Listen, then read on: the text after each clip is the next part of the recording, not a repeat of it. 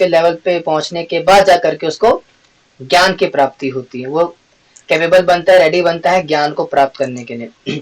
तो ज्ञान क्या है, यानी कि निष्काम कर्मों का फल क्या है, निष्काम कर्मों करने के बाद व्यक्ति किस ज्ञान की प्राप्ति करते हैं, क्या वो ज्ञान है और उसकी क्या विशेषता है और उसका जो है सिग्निफिकेंस क्या है, थोड़ा सा जानेंगे, उसको समझेंगे। Let's understand that.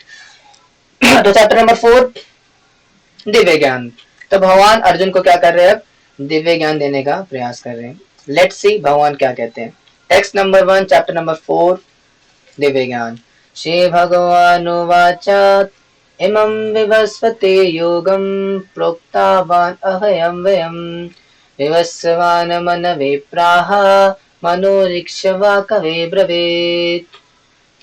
The personality of Godhead, Lord Shri Krishna said, I instructed this imperishable science of yoga to the sun god Vivaswan, and Vivaswan instructed it to Manu, the father of mankind, and Manu in turn instructed it to Ikshvaku. Very important.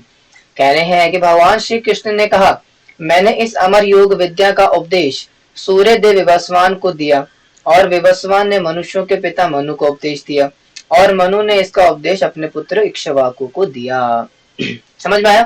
तो ये जो process है, जो ज्ञान है दिव्य ज्ञान, यानी कि जिस ज्ञान की चर्चा भी होने वाली आगे, ये कैसे प्राप्त किया जाता है, परंपरा में आकर के, है ना। एवं परम अभी आने अलग अलग। तो परंपरा के माध्यम से प्रोसेस चला है, परंपरा के माध्यम से दिव्य ज्ञान की प्राप्ति हुई है, सीरीज बाय सीरीज। और भगवान वही बता रहे कि किस प्रकार से परंपरा के माध्यम से ही इस ज्ञान को लिया जाना चाहिए, भगवत गीता जो योग विद्या का ज्ञान है इसको, और किस प्रकार से भगवान ने भी परंपरा को स्थापित करा है। कैसे, उन्होंने पहले इस दिव्य ज्ञान को किसको दिया, सूर्यदेव विवस्वान को। अब सूर्यदेव के जो विवस्वान है उनका नाम है ये विवस्वान। अब अलग अलग युग में अलग अलग सूर्यदेव होते हैं, उनके अलग अलग नाम होते हैं, और साथ ही साथ अलग अलग कल्पों में मनु भी अलग अलग आते हैं। इसके बाद थोड़ा नहीं जाएंगे, आप कंफ्यूज जाओगे, बस इतना समझ लीजिए कि जो देवता है, सूर्य देवता है, उनका नाम है विवस्वान। ठीक है, तो उनको दिया ज्ञान किसने, किन्होंने दिया, हमारे भगवान ने दिया, भगवान श्री कृष्ण ने उनको ज्ञान दिया इस योग विद्या का। और फिर विवस्वान ने क्या करा, मनु को दिया। मनु कौन होते हैं, मनुष्यों के पिता, मनुष्यों के पिता को मनु बोलते हैं, जैसे मनुष्य बोला जाता है ना। तो मनु, तो मनु को दिया, जो कि पिता है किनके, सारे मनुष्यों के। तो किन्होंने दिया, भगवान श्री कृष्ण ने दिया विवस्वान को, और विवस्वान ने दिया मनुष्यों के पिता मनु को, और मनु ने बदले में दिया इक्ष्वाकु को, जो कि उनके पुत्र भी हैं। ठीक है, तो इस प्रकार से क्या है, ये योग विद्या है, इस प्रकार से फ्लो होते हुए आई। लेकिन फिर समझ में आता है कि अच्छा ये किस प्रकार से इसका फ्लो टूटा और क्यों बार बार इसको करना पड़ता है, तो भगवान नेक्स्ट वर्स के अंदर बताते हैं। हरे कृष्णा।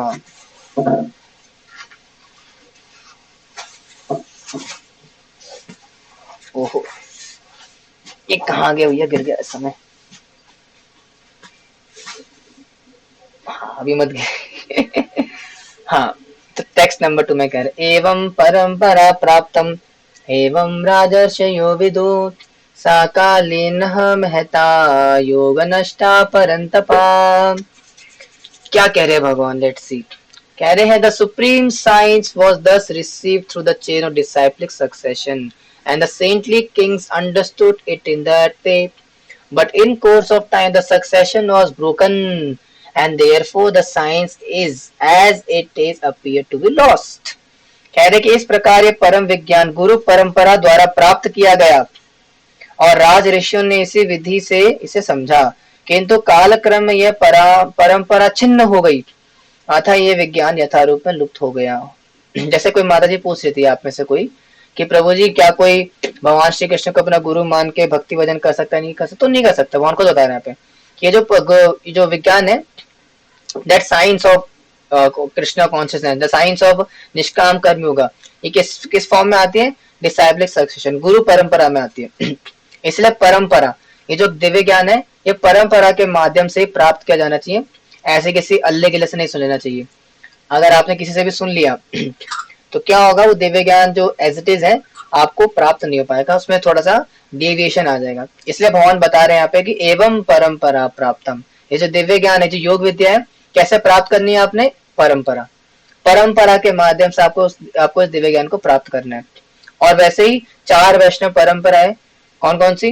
ब्रह्म मध्व गौड़ी वैष्णव संप्रदाय हमारी वाली, श्री संप्रदाय, रुद्र संप्रदाय और निम्बार्क संप्रदाय, ये 4 प्रकार के संप्रदाय है, प्रमाणित संप्रदाय, जिसके अंतर्गत रह करके आप इन प्रकार के शास्त्रों की दिव्य विद्याओं की इसकी शिक्षा दीक्षा हासिल करते हैं। इसके अतिरिक्त जो है सब अब संप्रदाय है और ऐसी है, उनसे सुन करके कोई फायदा नहीं है, सब डिविएशन उसके अंदर। लेकिन ये जो ज्ञान आ रहा है ये परंपरा में आ रहा है और परंपरा के माध्यम से सुनना चाहिए। तो आप लोग पूछिए प्रभु जी क्या हम लोग परंपरा के माध्यम से सुन रहे हैं क्या? हाँ बिल्कुल, क्योंकि मैं ये जो ज्ञान दे रहा हूँ कौन सा ज्ञान दे रहा हूँ? जो परंपरा के माध्यम से आ रहे हैं। मैं ब्रह्म मध्व गौड़ संप्रदाय का एक शिष्य हूँ, है ना, और प्रभुपाद जी की दी हुई शिक्षाओं को एज इट इज देने का प्रयास कर रहा हूँ। तो इसलिए आप जो ये ज्ञान प्राप्त कर रहे हो ये भी क्या है? परंपरा के माध्यम से आ रहा है। इसलिए आप जो ज्ञान प्राप्त कर रहे हो एज इट इज है, एकदम 100% एक्यूरेट है, because you are getting the education in the parampara system in the disciple succession. ठीक है, तो आपको इस पे गर्व होना चाहिए कि हाँ भाई हमें जो ज्ञान मिल रहा है वो एकदम एक्यूरेट है, सही है और 100% ऑथेंटिक है। आगे बढ़ते हैं। आगे कह रहे कि सा एवायमया तेद्या योगा प्रोक्ता पुरातना भक्त्योऽसि मे सखा चेति रहस्यं नियेतदुत्तमम्। That very ancient science of the relationship with the Supreme is today told by me to you, because you are my devotee as well as my friend and can therefore understand the transcendental mystery of this science. क्या कह रहे भगवान यहाँ पे कि आज मेरे द्वारा वही प्राचीन योग यानी परमेश्वर के साथ अपने संबंध का विज्ञान तुमसे कहा जा रहा है, क्योंकि तुम मेरे भक्त तथा मित्र हो, अतः तुम इस विज्ञान के द्वारा दिव्य रहस्य को समझ सकते हो। यानी कि भगवान यहाँ पे क्वालिफिकेशन बता रहे टू अंडरस्टैंड दिस साइंस। यानी कि अगर कोई व्यक्ति इस दिव्य ज्ञान को समझना चाहता है, इस योग विद्या को जानना समझना परखना और जीवन उतारना चाहता है, तो उसके लिए क्या योग्यता चाहिए? भक्त्योऽसि मे सखा चेति रहस्यं हि एतदुत्तमम्। क्या क्वालिफिकेशन है? भक्त्योऽसि मे सखा चेति। आप भगवान का भक्त बनना पड़ेगा।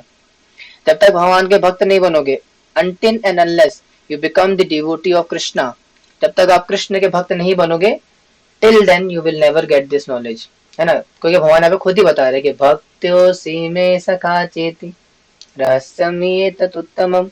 तो जो भक्त है मेरा, तो भक्त है वो समझ सकता है। और अर्जुन भी क्या है? भक्त्योऽसि मे सखा चेति, भगवान के भक्त है, भगवान के सखा है, इसीलिए वो इस ज्ञान को समझ सकते हैं। इसलिए अगर हम भी चाहते हैं कि हम इस ज्ञान को समझ पाए, तो हमें क्या करना पड़ेगा? भगवान का भक्त बनना पड़ेगा, भगवान की भक्ति करनी पड़ेगी। अगर हम भगवान की भक्ति नहीं करते तब क्या होगा? हम इस ज्ञान को समझने में असमर्थ हो जाएंगे। लेकिन अर्जुन समर्थ है, क्यों? क्योंकि अर्जुन भगवान के सखा है और मित्र है और भक्त है, और हमें भगवान की भक्ति करने का प्रयास कर रहे हैं, इसलिए हम भी इस ज्ञान को समझने के लिए योग्य है। वेरी गुड, आगे बढ़ते हैं। अब अर्जुन कुछ कह रहे थे सुनने के बाद, भगवान ने जब परंपरा के बारे में बताया तो अर्जुन के कुछ बात आगे टिप्पणी निकल करके आती है। क्या कह रहे अर्जुन? अर्जुन आचा अपरम भवतो जन्म परम जन्म विवस्वते। अर्जुन के अंदर डाउट आया। क्या डाउट है? बड़ा इंटरेस्टिंग है। क्या डाउट है कि अपरम भवतो जन्म परम जन्म विवस्वता कत्मे त्विदि जानीया त्वामादो प्रोक्तवानिति। Arjuna said, the sun god Vivaswan is senior by birth to you. How am I to understand that in the beginning you instructed this science to him? Very important, बहुत अच्छा सवाल है। अर्जुन कह रहे हैं, अर्जुन ने कहा सूर्य देव विवस्वान आपसे पहले हो चुके हैं, तो फिर मैं कैसे समझूं कि प्रारंभ में भी आपने उन्हें इस विद्या का उपदेश दिया था। Very interesting question. अर्जुन पूछ रहे भगवान से कि प्रभु आपका जन्म तो बाद में हुआ, मतलब आप तो बाद में अपीयर हुए, और सूर्यदेव तो पहले से थे वहां पे हमेशा से, है ना। तो मैं कैसे इस बात को कैसे समझ पाऊं कि आपने अर्जुन सूर्यदेव को दिव्य ज्ञान दिया। सिंपल सी बात है, अगर एक व्यक्ति जो कि 100 साल का है और मैं हूँ 20 साल का, अगर मैं प्रीति माता जी से बोलूं या मान लो जगन मोहिनी माता जी से बोलूं कि माता जी वो जो व्यक्ति है फलाना फलाना, उनको मैंने भगवद गीता पढ़ाई थी आज से कई सालों पहले, तो माता जी बोलेंगे प्रभु जी आप आप लगता है थक गए, आप थोड़ा सो जाइए, आराम कर लीजिए। ऐसा क्यों? क्योंकि मैं अभी अभी पैदा हूँ और वो तो 100 साल पहले से है। तो अगर मैं ये बात बोलूंगा तो थोड़ा सा आश्चर्यजनक होगी। तो वही अर्जुन के अंदर भी आश्चर्य हुआ कि भगवान तो बाद में अपीयर हुए नजर आए, लेकिन जो सूर्यदेव है वो तो हमेशा से ही थे। तो मैं इसको बात को समझ पाऊँ कि आपने उनको ज्ञान दिया। है ना, इंटरेस्टिंग क्वेश्चन है। आप इसी इंटरेस्टिंग क्वेश्चन का इंटरेस्टिंग जवाब भगवान देते हैं यहाँ पे। क्या कह रहे हैं? क्वेश्चन समझ में आया? क्या पूछा अर्जुन ने? समझ में आया question? What Arjun Arjun asked to Krishna. बस एक को समझ में आया, बाकी किसी को समझ में आया? 2 3 4 5। हाँ, वेरी गुड। तो अब देखते हैं कि आंसर में क्या आता है। श्री भगवान उवाच बहुनी में व्यतीतानि जन्मानि तव चार्जुन तान्यहं वेद सर्वाणि नातं वेत्ता परन्तपा। The personality of God had said, many births both you and I have passed. I can remember all of them. But you cannot. O subduer of the enemy. Very interesting. कह रहे हैं, हिंदी कहाँ गया? श्री भगवान ने कहा, तुम्हारे तथा मेरे अनेकानेक जन्म हो चुके हैं, मुझे तो उन सब का स्मरण है, किंतु हे परंतप तुम्हें उनका स्मरण नहीं रह सकता है। तो भगवान ने बता दिया इसका रीजन। क्यों? क्या रीजन है? कि मेरे भी कई सारे जन्म हो चुके हैं और तुम्हारे भी कई सारे जन्म हो चुके हैं, लेकिन तुम्हें अपने जन्मों के बारे में कुछ भी याद नहीं है ना, लेकिन मुझे याद है ना। तो भगवान अपने किनका करे? अवतारों की, क्योंकि भगवान के अवतार आते हैं ना, अलग अलग युग में अलग अलग अवतार आते हैं। तो भगवान अपने अवतारों की बातें कर रहे हैं यहाँ पे।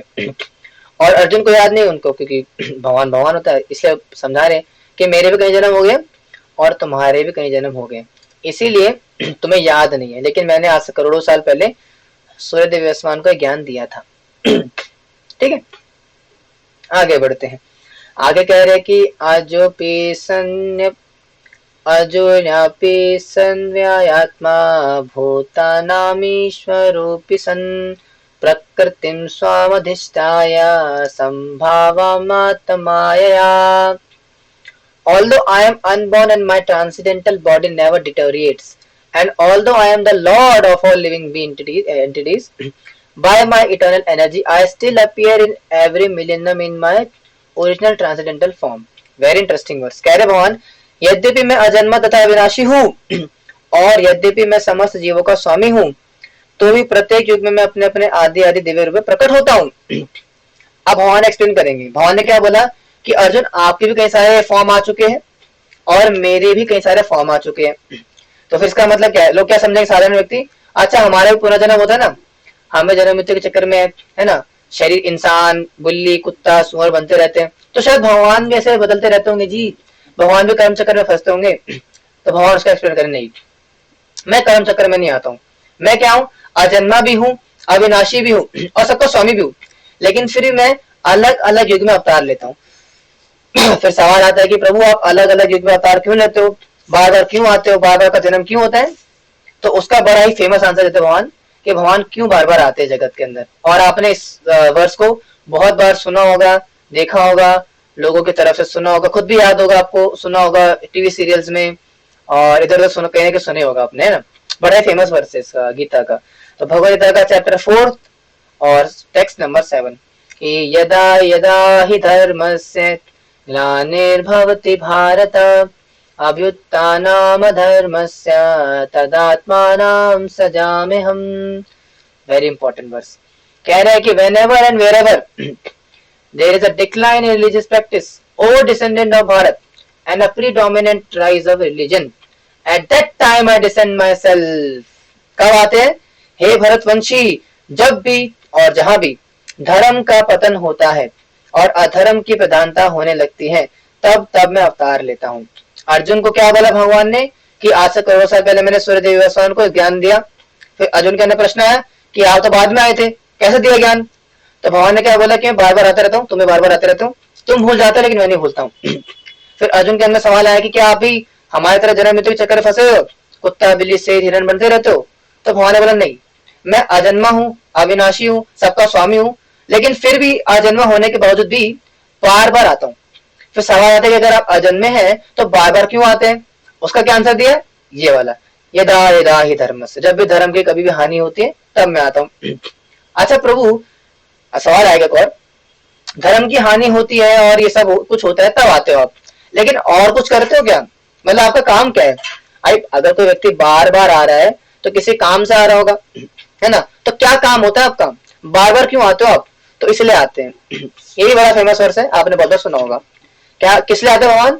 कि परित्राणाय साधूनां विनाशाय च दुष्कृतां धर्म संस्थापनार्थाय संभवामि युगे युगे, इसलिए आते हैं। To deliver the pious and to annihilate the miscreants, as well as to reestablish the principles of religion. I myself appear millennium after millennium. इसलिए आते हैं। किस लिए आते हैं? भक्तों का उद्धार करने, दुष्टों का विनाश करने तथा धर्म की फिर से स्थापना करने के लिए मैं हर युग में प्रकट होता हूँ। ये तीन काम करने के लिए मैं आता हूँ। पहला, भक्तों को आनंद देने के लिए, यानी कि हम जैसे लोग जो कि भक्ति कर रहे हैं उनका उद्धार करने के लिए आते हैं, उनको जो है कृपा करने के लिए आते हैं। दूसरा, दुष्टों का नाश करने के लिए, रावण, कंस, ऐसे बड़े बड़े क्या बोलते हैं जो असुरगण है, इनका विनाश करने के लिए, इनका खात्मा करने के लिए भगवान आते हैं। और तीसरा काम क्या है? धर्म संस्थापनार्थाय, है ना, धर्म की स्थापना करने के लिए आते हैं। तो तीन काम के लिए भगवान आते हैं। समझ में आया? आज उनका सवाल का जवाब भगवान दे रहे हैं यहाँ पे। अब सवाल ये आता है कि अगर भगवान बार बार जन्म लेते हैं तो क्या उनका जन्म भी हमारे जैसा होता होगा?